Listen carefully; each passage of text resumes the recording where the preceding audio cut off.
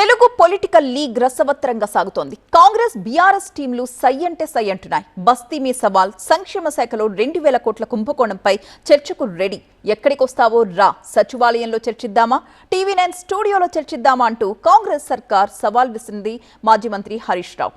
మరోవైపు సంక్షేమ శాఖలో అవినీతి జరగలేదన్న మంత్రి లక్ష్మణ్ టీవీ9 వేదికగా చర్చించడానికి తాను సిద్ధంగా ఉన్నానంటూ ప్రతి సవాల్ విసిరారు.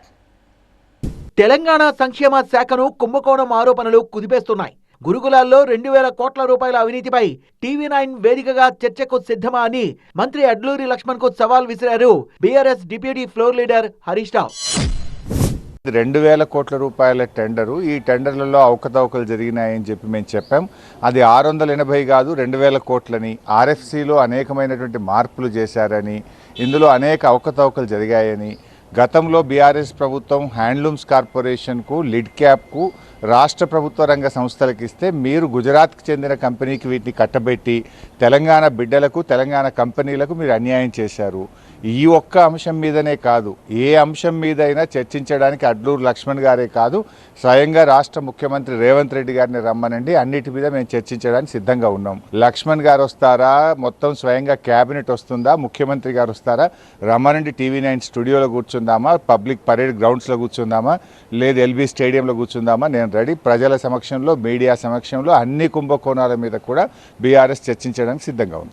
హరీష్ రావు సవాల్ను స్వీకరించిన మంత్రి అడ్లూరి లక్ష్మణ్ గురుకులాల టెండర్లపై టీవీ9 వేదికగా చర్చకు సిద్ధమన్నారు. డేట్ అండ్ టైం ఫిక్స్ చేయాలన్నారు మంత్రి. టెండర్ వాల్యుయేషన్ ఎంత అండి? 1142 కోట్ల చిల్లర టెండర్. ఆయన జరిగింది అవినీతి, 2000 కోట్ల అవినీతి అంటుండు. ఆయన డేట్ టైం చెప్పమనండి, చర్చకు సిద్ధము. ఆరోపణ చేస్తే దేనికి ఆయన ఏ నిర్ణయానికైనా ఆ నిర్ణయానికి నేను కట్టుబడి ఉంటా. టీవీ9 డిబేట్కి వస్తాను, నేను సిద్ధంగా ఉన్నా. పూర్తి ఆధారాలతో నేను వస్తా. హరీష్ రావు గారిని టీవీ9కు ఏ టైం చెప్పమనండి, ఆ టైంకు చర్చకు నేను సిద్ధంగా ఉన్నా. దీనికి కట్టుబడి ఉన్నా నేను. హరీష్ రావు గారు, మీరు ఏ డేట్ చెప్పండి. టీవీ9 ముంగట 2000 కోట్ల రూపాయల స్కామ్ జరగలేదు, 1142 కోట్ల రూపాయల వరకే ఈ టెండర్ యొక్క పూర్తి ప్రభుత్వ రంగ సంస్థలకు ఇచ్చింది టెండర్ వాల్యుయేషన్ అని చెప్పి పూర్తిగా నిరూపించడానికి టీవీ9 చర్చలంగా టీవీ9 డెబిట్ ముంగట దృష్టానికి సిద్ధంగా ఉన్నా. ఆయనే డేట్ ఫిక్స్ చేయమనండి, ఎందుకంటే దొరగారు కదా.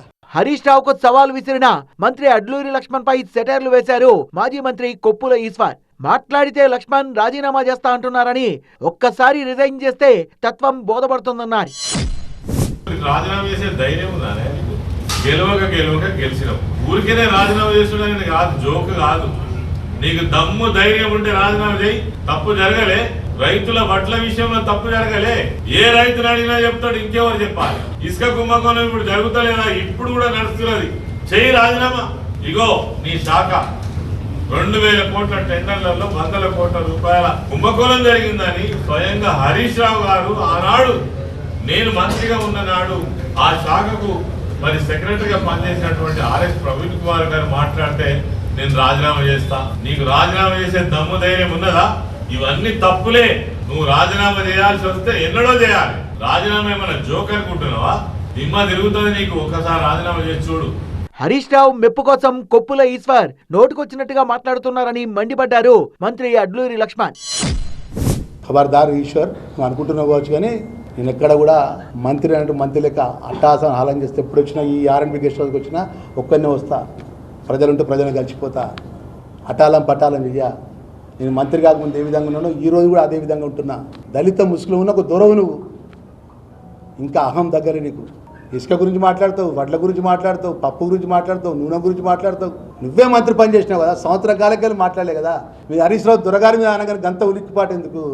దళిత దొర జర ఒళ్ళు నూరు దగ్గర పెట్టుకో దయచేసి ఈశ్వర్ గారు. ఇంకోటి ఇట్లా అబ్స్ట్రక్ట్ వస్తా, కాగితం పట్టుకొని వస్తా. కంపెనీ నోట్ అఫీషియల్గా వచ్చిన డాక్యుమెంట్ ఇది. ఇట్లా డాక్యుమెంట్ పట్టుకుని నేను వస్తా. మా అధికారులను మొత్తం తీసుకొస్తా. హరీష్ రావు డేట్ ఫిక్స్ చేయమని చెప్పు. నేను మాట కట్టుబడున్నా. స్కూళ్లు మొదలుగాక ముందు మొదలైన ఈ సవాళ్ల పర్వం ఎప్పుడు ముగుస్తుందో చూడాలిక.